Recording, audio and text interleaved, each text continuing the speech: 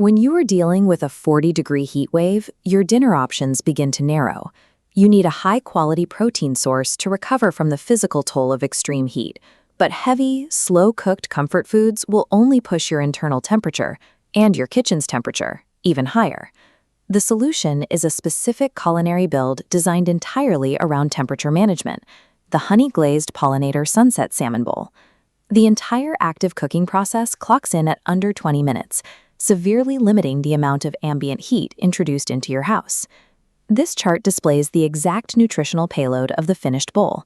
You are securing 42 grams of protein from the salmon, while the raw produce matrix provides an aggressive spike in water-dense ingredients to immediately counteract dehydration.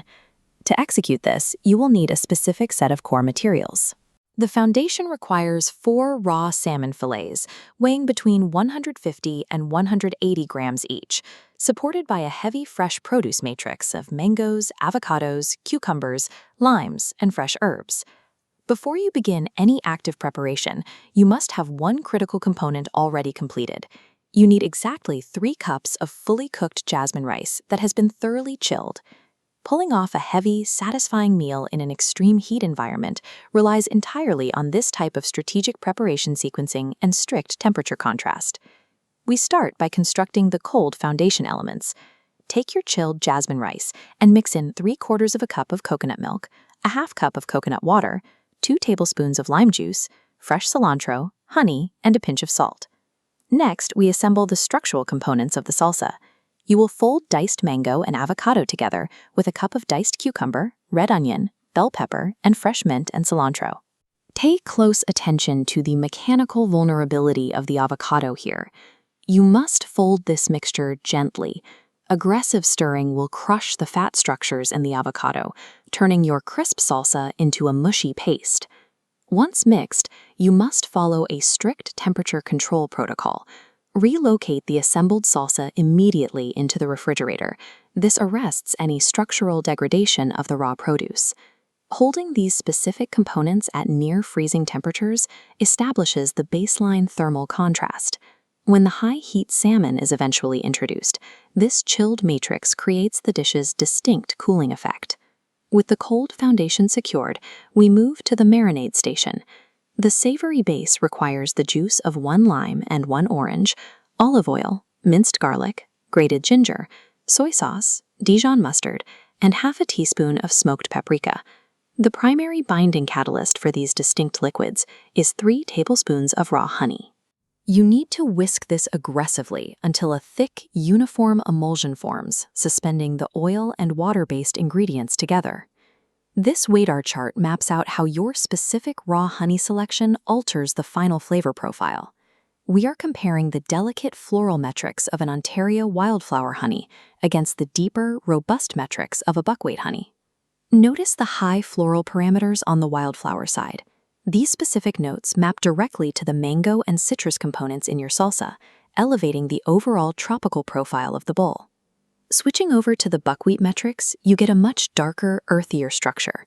This acts as a necessary counterbalance if you decide to introduce optional chili flakes or lean heavily into the smoked paprika.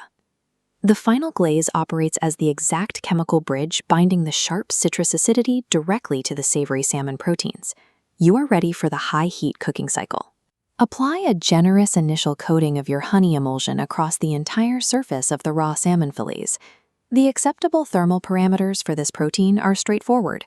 You can either grill the fillets for 4 to 5 minutes per side, or bake them at 200 degrees Celsius for 12 to 15 minutes. You now face the primary vulnerability of this entire recipe. Raw honey caramelizes rapidly.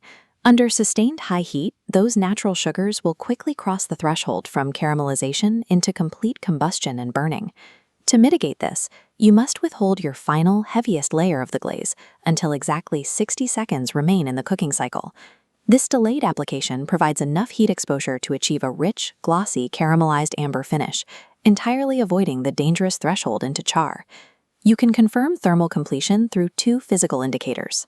The internal structure of the fillet will reach all visual opacity, and the protein layers will flake apart easily under light pressure.